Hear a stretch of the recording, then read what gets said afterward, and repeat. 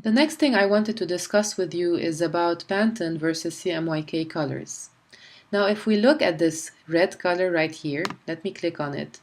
The color panel tells us that it's a mixture or a result of 100% magenta with 100% yellow, which means that this red color is not its own red color, but it's a result of mixing magenta with yellow. Which means that when we send this work to print, let's pretend this is our business card. It has nothing but this red spot, almost like a Japanese flag. Um, when we send this business card to print, what the printer is going to print eventually is a work made up of two colors, as opposed to choosing a Pantone color, which is one solid red color, for example, from this booklet, and then substituting this red with a Pantone red color. And then when we send the work to the printer, they will only print one color.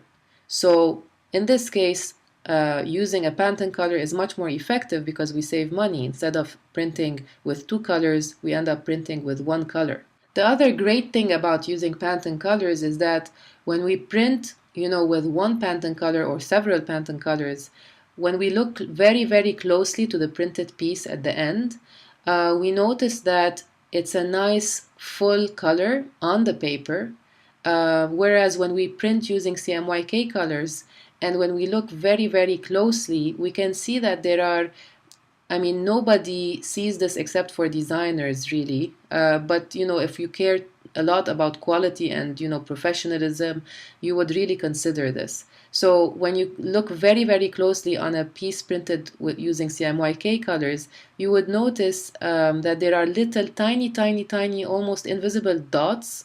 And that's because colors were mixed together to result in a red or result in a green, as opposed to using, the solid full color of red or blue or green from the Pantone, which shows a nice, excellent coat of color when you look closely.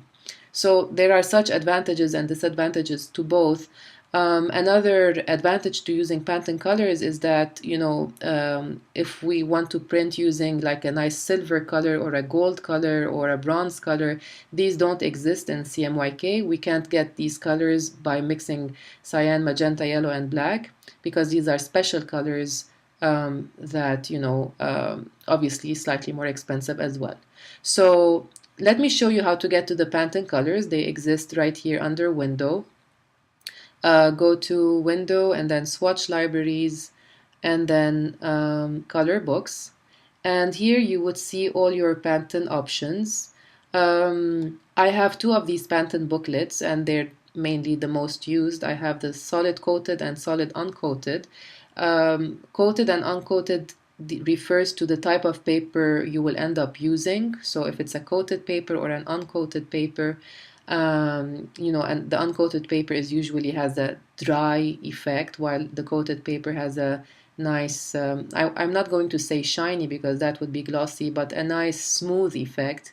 And so let's pretend we're printing this business card and on a coated paper. So you would open this panel and your swatches, the Pantone panel opens for solid colors.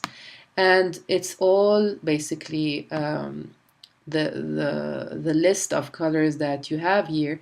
But actually, to be able to work with this properly, you would need this Pantone booklet.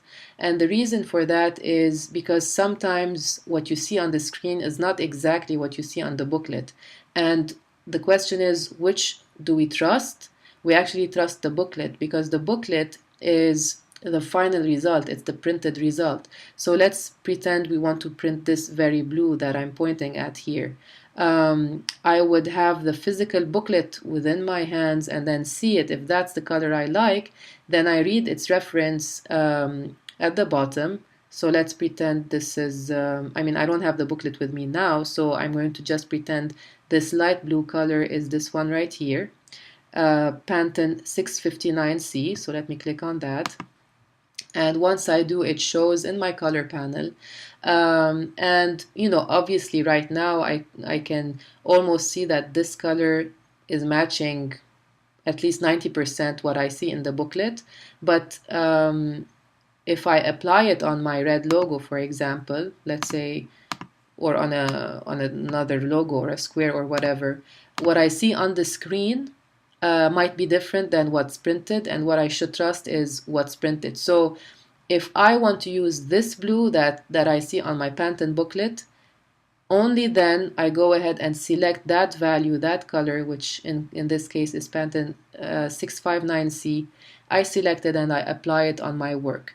And that's what I send to the printer, because even if that color is not showing exactly the same on my screen, the result of the print is going to be exactly like this blue printed on my Pantone booklet.